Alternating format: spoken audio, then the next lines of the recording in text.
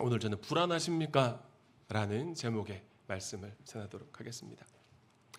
강도가 들면 어떻게 하나 하는 불안 때문에 몇 년째 잠을 편히 못 자는 아내가 있었습니다.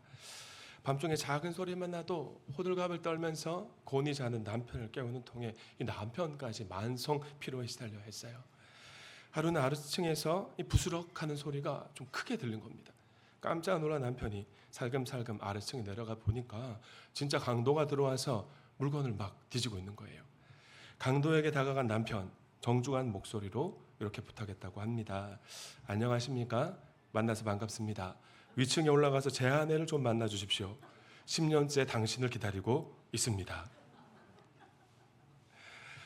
이 아내처럼 특별히 예민한 성격 가진 분도 있죠. 민감한 사람도 있지만 사실 불안이라는 정서에서 자유로운 사람은 아무도 없습니다.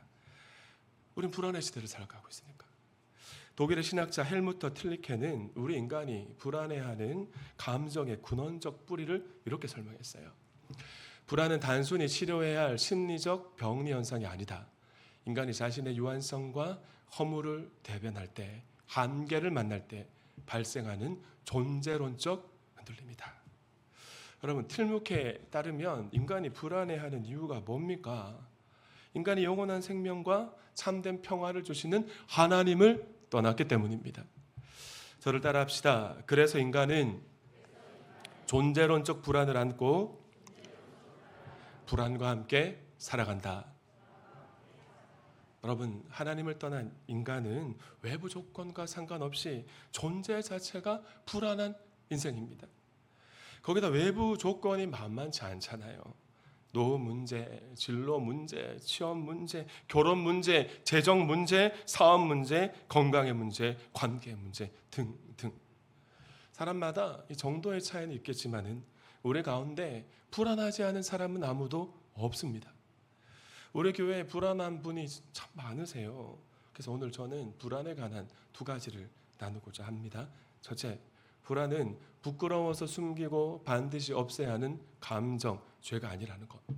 두 번째, 그러나 불안은 반드시 올바른 방향이 필요하다는 것입니다. 오늘 강론을 통해 불안의 쓸모를 알고 불안을 다루는 불안 사용법을 장착하고 돌아가는 성도님들이 되시길 바랍니다. 오늘 본문의 배경에 대해 말씀을 드리면 빌립보서잖아요. 그럼 빌립보서 누가 썼습니까? 빌립보서 누가 썼어요? 생명의 시간에 가르쳐 드렸잖아요. 신약 성경에서 사람 이름 아니면 누가 썼다고요? 바울이 썼잖아요. 바울 사도가 빌립보 교인들을 향해 쓴 편지서가 빌립보서입니다.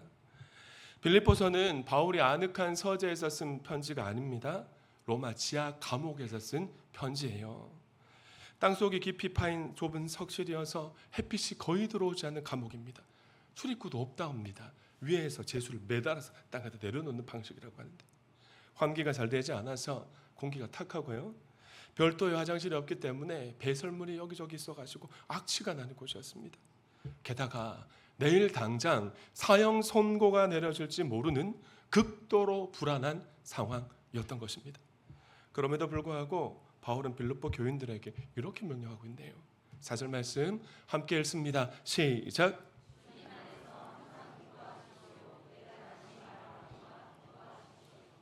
정말 놀랍지 않습니까? 만약 이 말씀이 모든 일이 술술 풀리고 있는 사람, 비단길, 꽃길을 걷고 있는 사람, 감옥 밖에서 사도 바울이 했다면 조금은 가볍게 들렸을지도 모르겠습니다. 그러나 죽음의 그림자가 짙기 두려운 상황입니다. 언제 죽을지 모르는 상황 속에, 그 척박한 환경 속에 터져나온 고백이에요. 그래서 영적 파워가 더 큰 것 같습니다. 저도 오늘 본문을 묵상하는데 과거 SBS 드라마 모래시계의 대사가 오버랩 되었습니다. 최민수 씨가 열어내셨죠. 평소 고현정에게 그렇게 하면 널 가질 수 있을 줄 알았어. 마초 향기 막 풍 풀기고 당당했던 정치 깡패였는데 사형 집행을 앞두고 교도관이 마지막으로 남길 한마디가 있습니까? 라고 물었을 때 뭐라고 말했습니까? 나 지금 떨고 있니? 나 지금 떨고 있니? 초점을 잃은 눈빛으로 벌벌 떨면서 사형 집행 참관자로 들어온 친구 검사에게 나 지금 떨고 있니라고 물었습니다. 바울이 처한 상황이 바로 이런 상황이었던 거예요. 성도님들, 바울의 기쁨은 좋은 환경에서 비롯된 감정이 아니었습니다.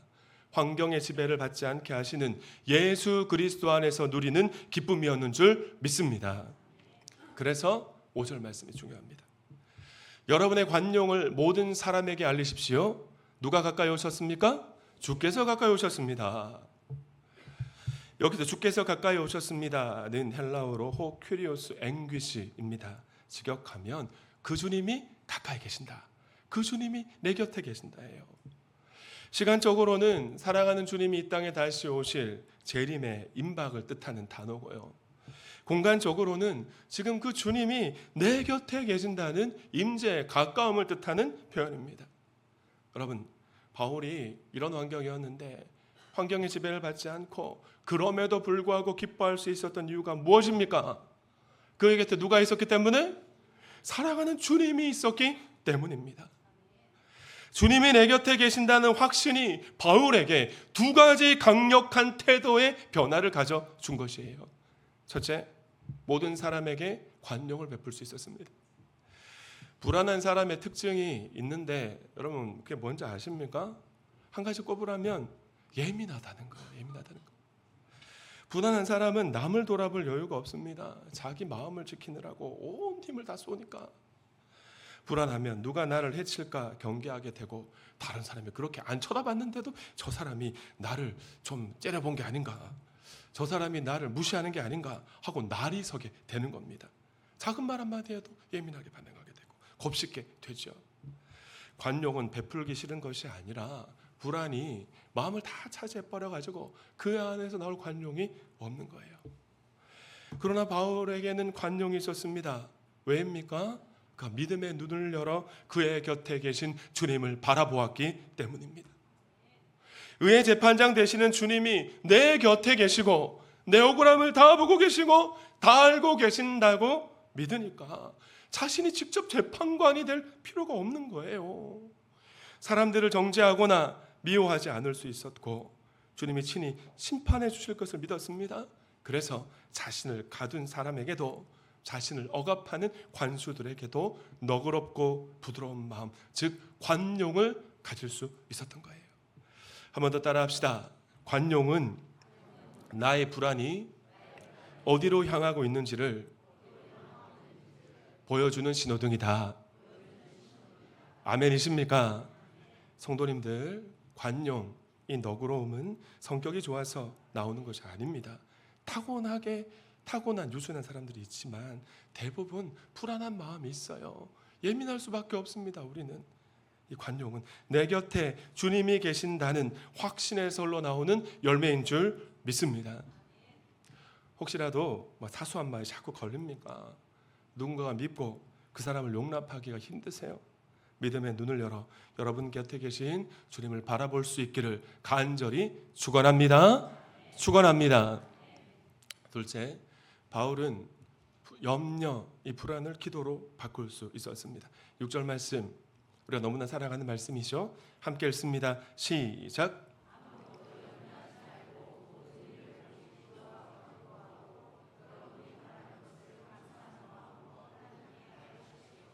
앞선 5절 말씀과 6절 말씀의 핵심을 한 문장으로 연결하면 이렇습니다. 주님이 가까이 계신다. 그러므로 너희는 염려하지 말아라.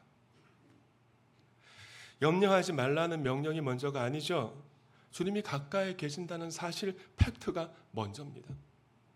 우리도 한번 좀 다 경험해봤지 않습니까? 우리가 이를 악물고 염려하지 않으려고, 불안하지 않으려고 애를 쓰면 그 마음이 자유해지던가요? 그렇지 않잖아요. 믿음의 눈을 열어 내 곁에 계신 주님, 나를 사랑하신 주님을 바라볼 때 우리 마음의 불안과 염려는 비로소 사라질 줄 믿습니다. 여기서 염려하지 말라로 번역된 헬라어는 메림나오인데요. 흥미로운 사실이 있습니다. 이 바울이 빌립보서 2장에서 믿음의 아들 디모데를 칭찬할 때 이 메림나오라는 단어를 썼다는 거예요. 19절과 20절 말씀인데, 나는 주 예수 안에서 디모데를 여러분에게 보내고 싶습니다. 나에게는 디모데 같은 마음으로 여러분의 형편을 어떻게 할 사람이 없다? 진심으로 매립나우할 사람, 염려해 줄 사람이 없다. 이상하잖아요. 디모데가 빌립보 교인들의 형편을 진심으로 염려한다고 바울이 칭찬해 놓고 정작 빌립보 교회 성도들에게는 염려하지 말라고 명령하고 있으니까. 사랑하는 도안가족 여러분, 바울은요 위급한 상황 때문에 불안해지고 염려하는 감정 자체를 죄라고 정죄하지 않습니다. 물론 사단 마귀는 이 불안한 마음을 먹잇감을 삼아서 우리의 마음을 장악하려고 하지만 하나님을 배제한 채 모든 짐을 혼자 짊어지고 사단의 먹잇감을 막 쌓아가는 끙끙 앓는 태도를 금하고 있는 것입니다. 바울의 염려, 이 불안은 디모데의 염려는 하나님과 함께 짐을 지는 빌립보 교인들을 향한 거룩한 관심이었고요. 빌립보 교인들에게 그만 염려, 이 불안은 하나님을 믿는다 말하면서도 하나님 배제해놓고 무거운 짐 나 혼자 지고 내가 해결하려고 속을 끓이면서 안달복달하는 불안인 것이에요. 그럼 차이를 아시겠습니까? 하지만 여러분의 염려가 있다면 그 염려가 무엇입니까? 이 불안이라는 녀석이 참 반갑지 않습니다. 떨치고 싶고 피하고 싶고 불안한 마음이 들면 혹시라도 내 믿음이 부족해서 생기는 것이 아닌가 죄로 느껴지기도 합니다. 자, 그런데 여러분 불안에도 쓸모가 있습니다. 불안에 뭐가 있다고요? 쓸모가 있어요. 쓸모가.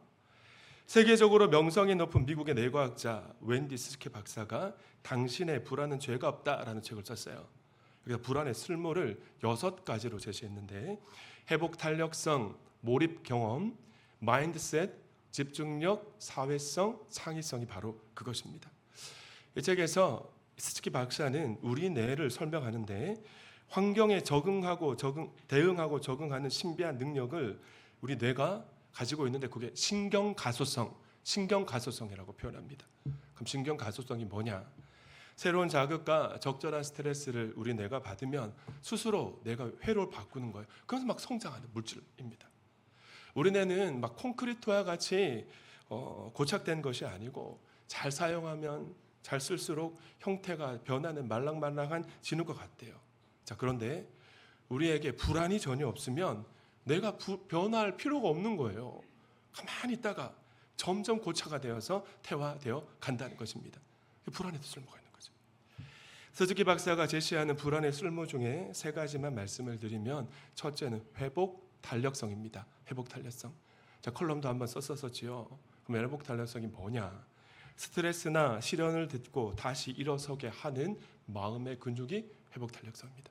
회복 탄력성이 뭐라고요? 마음의 근육. 우리는 불안이 찾아올 때마다 자책합니다마는 스즈키 박사는 이 불안을 무조건적으로 없애야 될 적으로 보지 말라는 거예요. 유익하다는 것입니다. 왜냐하면 우리 뇌가 위험한 상황 앞에 보내는 경보 장치가 불안이기 때문에 위험에 대비해야 돼. 뭔가 중요한 일을 앞두고 있어. 잘 잡혀야 되지 않겠어? 잘 대처해야 되지 않겠어? 라고 신호를 보내는 거예요. 물론 이 불안이라는 경보가 너무 크고 오래 울리면 우리를 찍어 누릅니다. 지치게 합니다. 그러나 이 불안이라는 신호를 가지고 상황을 잘 적절하게 대처해서 극복하면 우리 뇌가 새로운 사실을 학습하게 되는 거예요. 불안해도 나는 견딜 수 있다. 힘들어도 이번에 다시 나는 일어서게 될 것이다. 이번에도 나는 이번 상황을 돌파하고 말 것이다. 이러한 경험이 하나씩 쌓이면서 우리 내 마음의 근육이 생기는 회복 탄력성이 자라게 되는 것입니다. 언젠가 우리 교회 원사님이 저에게 진 목사님은 회복 탄력성이 참 좋은 것 같아요 라는 말씀하신 적이 있는데 제가 공중전, 수중전, 육박전 주에 사역하면 다 지나왔거든요. 마음의 근육이 생겼기 때문입니다. 회복 탄력성이 있기 때문이에요. 그런데 성경에서 회복 탄력성이 탁월했던 사람을 한 사람만 꼽으라면 단연코 요셉입니다. 요셉의 삶이 불안의 연속이었잖아요. 형들에게 미움을 받아서 17살 나이에 우리로 말하면 한참 사춘기 그 나이에 은 30에 팔려서 이집트 노예로 끌려갔습니다. 얼마나 불안했겠어요. 보디발 집에서 겨우 자리를 잡았더니 주인 마님을 성추행했다는 누명을 쓰고 왕실 지하 감옥에 갇혔습니다. 감옥에서 만난 술 맡은 관원장에게 소망을 걸었더니 이 감옥에서 나간 이 술 맡은 관원장이 요셉을 기억하지 못하고 잊어버렸잖아요. 그리고 또 2년을 보냅니다. 얼마나 불안했겠어요. 매 순간이 요셉에겐 불안의 연속이었습니다. 근데 놀라운 사실이 뭡니까? 요셉이 그때마다 다시 일어선 것입니다. 회복 탄력성이 생긴 거예요. 노예에서 가정총무로, 죄수에서 죄수들을 관리하는 책임자로, 그리고 마침내 이집트 총리에 이르게 된 줄 믿습니다. 만약 요셉이 불안한 마음을 안고 주님을 바라보지 않았다면, 불안한 마음을 안고 살았다면 어떻게 되었겠어요? 저는 본문을 묵상할 때 제가 이 상황이라면 어떻게 했을까라는 제가 대입을 해보거든요. 저 같으면 죄송합니다, 제가 스스로 생명을 끊어도 한 100번은 끊었을 것 같아요. 이런 상황이었다면. 그러나 요셉은 주님을 바라봤습니다. 두 번째, 몰입력 또는 집중력입니다. 우리가 불안을 느낄 때 뇌에는 주의력을 극대화하는 물질들이 분배가 됩니다. 한 번쯤 경험해 보셨을 것 같아요. 막 시험 기간 임박해 와요. 막 불안하잖아요. 뭐 마음이 편안하게 시험이 와도 평안한 아이들도 있지만 대부분 시험이 내일 앞으로 다가오면 불안합니다. 그때 집중력이 상상을 초월해지는 거죠. 우리가 각성 상태에 들어가게 합니다. 이 뇌가 주변의 소리가 하나도 들리지 않는 진공 상태가 되어서 막 암기되지 않았던 내용도 순식간에 암기가 되고, 풀리지 않았던 수학 문제가 막 술술 풀리는, 내가 지금 당장 해결해야 할 가장 중요한 문제에 모든 에너지를 쏟아붓도록 만드는 각성 상태에 만들게 하는데, 사방으로 흩어져 있던 우리 몸의 조각들을 하나의 초점으로 모아주는 강력한 돋보기 역할을 뭐가 한다고요? 불안이 합니다. 불안이. 내일 사형 선고를 받을지 모르는 상황 속에서도 바울이 감사 기도를 드릴 수 있던 이유가 뭡니까? 바로 이 불안 때문이었습니다. 불안하니까 주님께 집중할 수 있었던 것입니다. 세 번째, 창의성입니다. 뇌과학에서 창의성을 말할 때 우리 뇌 안에 전혀 다른 신경회로들이 새롭게 연결될 때가 있는데, 뇌가 새롭게 신경회로들이 연결되는 것이 창의성의 결과물로 나타나는 거예요. 그런데 내가 늘 익숙하고 편안한 상태에만 머물러 있으면 새로운 길을 닦을 필요가 전혀 없겠죠. 그러나 예상치 못한 문제와 압박을 만납니다. 그럼 불안해지죠. 그럼 내가 막 신호를 보낸 거예요. 지금까지 방법으로는 부족해. 다른 길을 찾아야 되지 않겠어? 이때 불안에 압도되지 않고 각성 에너지로 모든 문제 해결에 집중을 하게 되면 우리 뇌가 기존의 경험과 지식과 다른 방식으로 연결하기 시작하는 거예요. 그때 막 아이디어가 터져 나오고 전혀 새로운 방법들, 돌파구가 나오게 되는 겁니다. 대표적인 증거가 시편입니다. 시편의 수많은 구절들이 시편 기자의 불안과 두려움으로 가득 차 있습니다. 다윗의 가장 아름답고 깊은 노래들이 편안한 왕국에서 나오지 않았잖아요. 그의 목숨에 경각에 달렸을 때, 위급할 때, 불안할 때 터져 나왔다는 사실이 정말 너무너무 아이러니합니다.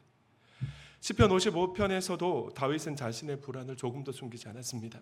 4절과 5절 말씀 함께 읽습니다. 시작.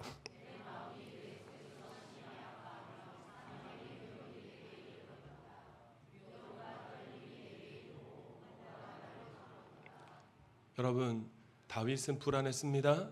그러나 그 불안함을 가지고 주님께 나아갔어요. 다윗의 불안이 주님께 향했을 때 수천 년 동안 고난받는 사람들의 마음을 위로하는 위대한 시편이 나올 수 있었던 것입니다. 다윗의 불안이 뇌의 잠재력을 일깨워서 생각의 지평을 넓혀주는 창조적 에너지가 된 것이죠. 여기까지가 하나님이 우리 인간에게 허락하신 이 스즈키 박사가 말하는 불안의 쓸모예요. 근데 여기까지만 들으면 불안도 잘 이용하면 삶에 유익한 무기가 되겠구나라고 생각하실 수도 있겠습니다. 맞습니다. 뇌과학이 그렇게 말하니까요. 그러나 여러분에게 짚어드리고 싶은 결정적인 차이가 있어요. 성경을 보면 똑같은 불안이라는 감정을 맞이했는데 정반대의 열매를 맺은 사람들이 있기 때문입니다.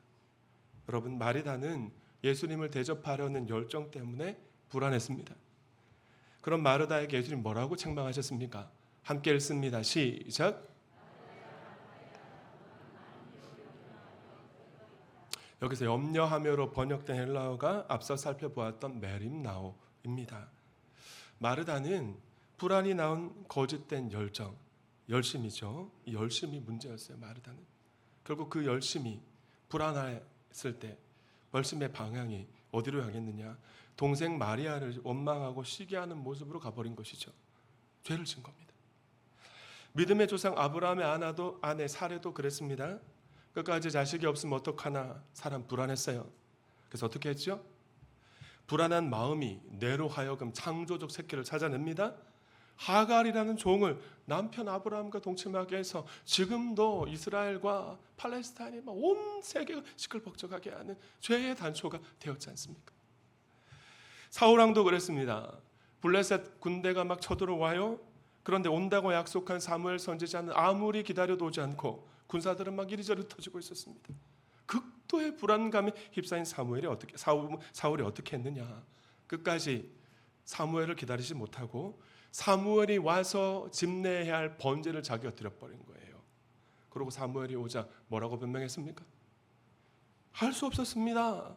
어쩔 수 없었습니다. 상황이 그랬습니다. 라고 변명을 하는데, 이 핑계 우리가 자주 하는 말 아닙니까? 어느 날 총알택시 기사와 목사가 죽어서 천국에 갔습니다. 목사님은 총알택시 기사보다 자기가 또 예수님에게 칭찬을 받을 줄 알았어요. 근데 예수님이 총알택시 기사를 더 칭찬하시는 거죠. 너무 속상해서 예수님께 이렇게 질문했다고 합니다. 예수님, 저는 평생을 하나님 나라와 주님을 위해 섬겼습니다. 그런 저보다 총알택시 기사를 더 칭찬하시는 이유가 뭡니까? 그러자 예수님이 하시는 말씀, 너는 설교 시간에 늘 성도들을 졸게 만들었지만 총알택시 기사는 사람들을 불안하게 해서 기도하게 했기 때문이다. 그렇답니다. 웃자고 한 얘기지만 여러분, 불안이라는 감정 자체는 죄다? 아니다. 죄가 아닙니다. 하나님이 허락하신 쓸모가 있습니다. 그러나 불안의 방향이 어디로 향하느냐가 너무 중요한 거예요. 요셉도 바울도 다윗도 마르다도 사라도 사울도 모두 다 불안했습니다. 그럼 불안의 방향이 달랐습니다. 요셉과 바울과 다윗은 불안이라는 거친 바람을 타고 하나님께 달려갔습니다. 주님을 바라보았습니다. 그러나 마르다와 사라와 사울은 어떻게 했습니까? 불안한 상황에 집중했습니다. 자기가 그 불안한 상황을 해결하고 하려고 하다가 불안한 감정에 잡아먹히고 관계가 깨지는 안타까운 인생이 되고 말았죠. 우리가 살면서 불안하지 않을 수는 없습니다. 그러나 우리의 불안의 방향이 일평생 주님께 향할 수 있기를 소망합니다. 불안한 마음을 고스란히 안고 주님께 나아가 불안한 상황을 낱낱이 주님께 아뢰는 복스러운 형제 자매들이 되셨으면 좋겠습니다. 그럼 어떤 일이 일어나느냐? 7절 말씀 함께 읽습니다. 시작.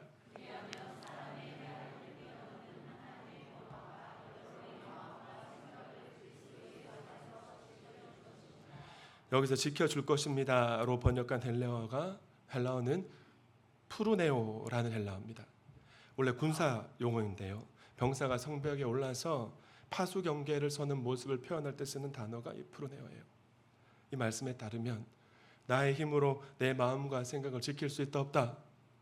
없어요. 애초에 불가능한 일이었습니다. 하나님의 평강이 파수병처럼 지켜주어야 합니다.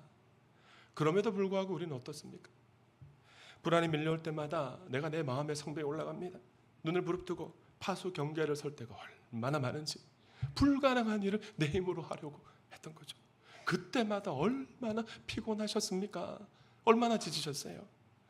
이 시간 우리 하나님은 이제 그만 성벽에서 내려오라 말씀하고 계십니다. 파수는 내가 서겠다 요청하고 계세요. 다만 한 가지, 어디서 지켜주십니까? 예수 그리스도 안에서 지켜주신다 약속하고 계십니다.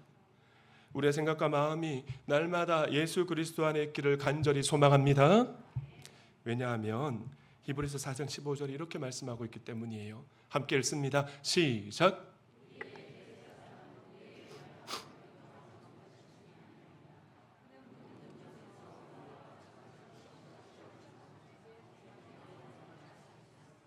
우리 예수님, 우리를 위해 이 땅에 오셔서 우리의 연약함과 고통을 친히 다 경험하셨습니다. 우리 주님도 불안하셨어요. 마태복음 26장에서는 십자가 죽음을 앞두고 불안한 마음과 두려운 마음을 감추지 않으셨습니다. 제자들과 함께 겟세마네 동산 올라가셔서 불안의 방향을 성부 하나님께 올려드렸습니다. 그럼 제자들에게는 내 마음이 괴로워 죽을 지경이니까 너희는 깨어서 날 위해 기도해 달라고 중보기도를 부탁하셨고요.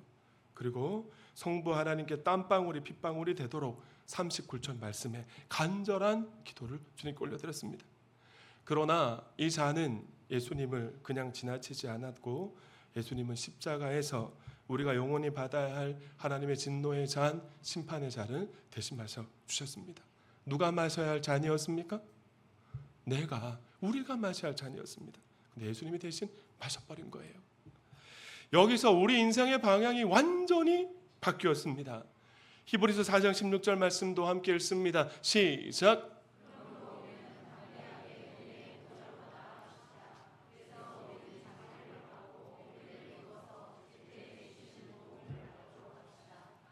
아멘. 원래 우리 앞에는 하나님의 진노의 잔, 심판의 잔이 놓여 있었습니다.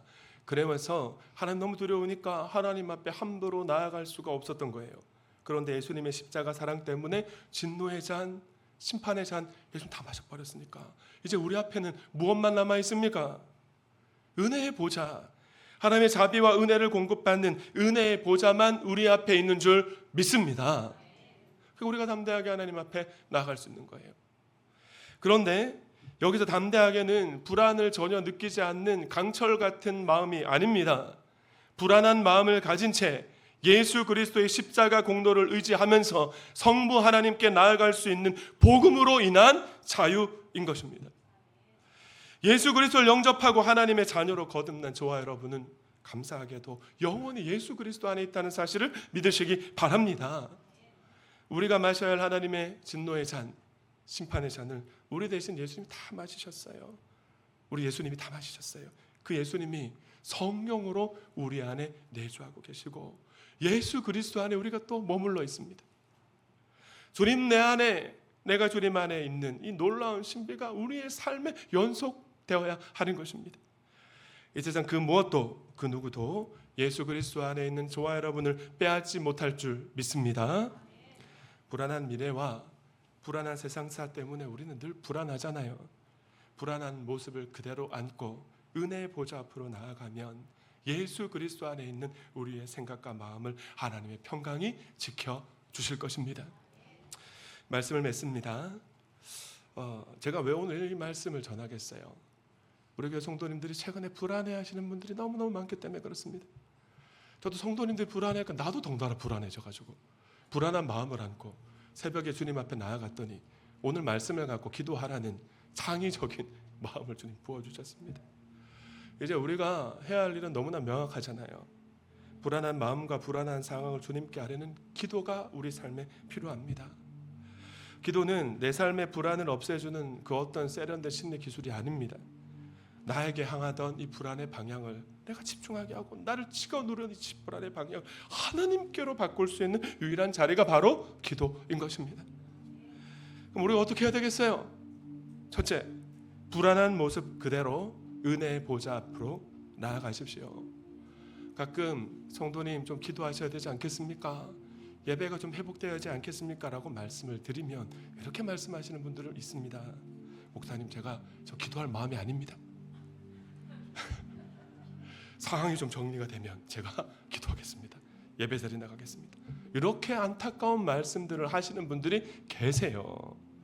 순서가 틀렸다 맞다? 틀렸죠. 은혜의 보좌 앞으로 나아가는 것이 주님께 아뢰는 것이 먼저인 줄 믿습니다. 두 번째, 혼자 짐을 짊어지지 마십시오. 어제 이은교 예비 목녀님이 미용실이 가장 바쁜 토요일 오전 시간에 VIP 손님을 모시고 허겁지겁 저를 찾아오셨습니다. 신앙 상담도 해드리고 가정교회 된 소개도 해드렸는데 개인적인 상담 내용은 말씀드릴 수 없고 가정교회 소개드렸어요. 교회 상처를 좀 갖고 계신 분이어서 형제님, 이 땅을 살면서 우리는 끊임없이 문제를 만납니다.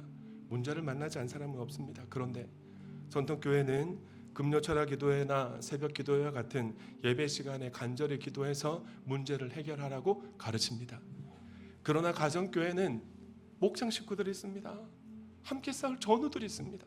목장 식구들과 함께 기도하면서 문제를 해결하라고 가르칩니다. 왜냐하면 신약교회 성도들의 모습이 그러했기 때문입니다.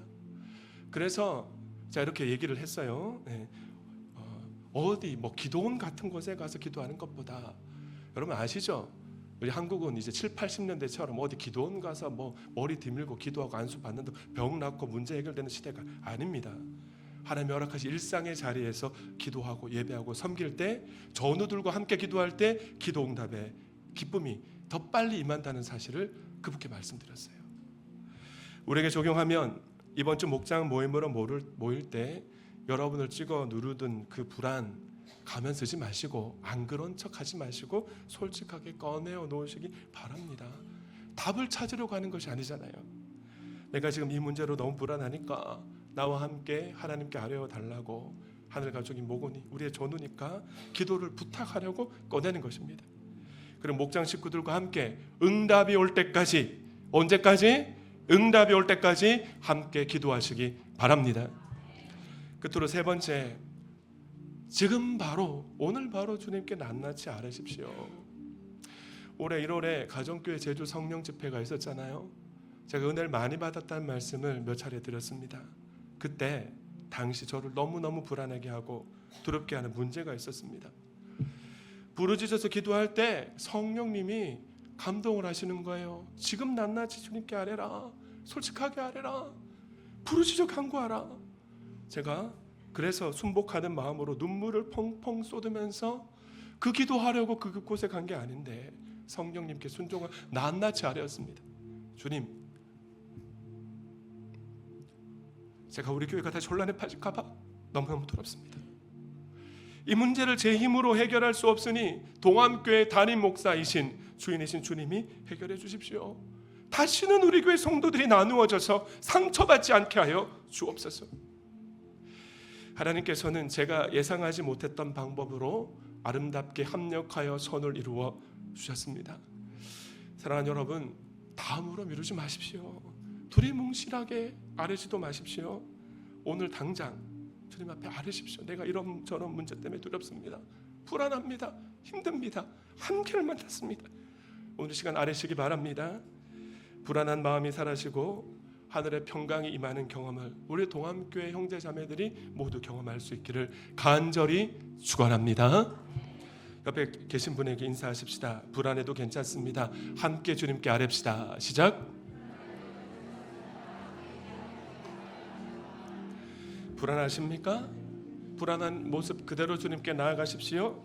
문제가 당장 사라지지 않아도 모든 지각에 뛰어난 하나님의 평강이 예수 그리스도 안에 있는 여러분의 마음과 생각을 단단히 붙잡아 줄 겁니다. 그리고 마침내 여러분이 생각지도 못했던 방법으로 여러분을 불안하게 했던 그 문제를 해결해 주실 겁니다.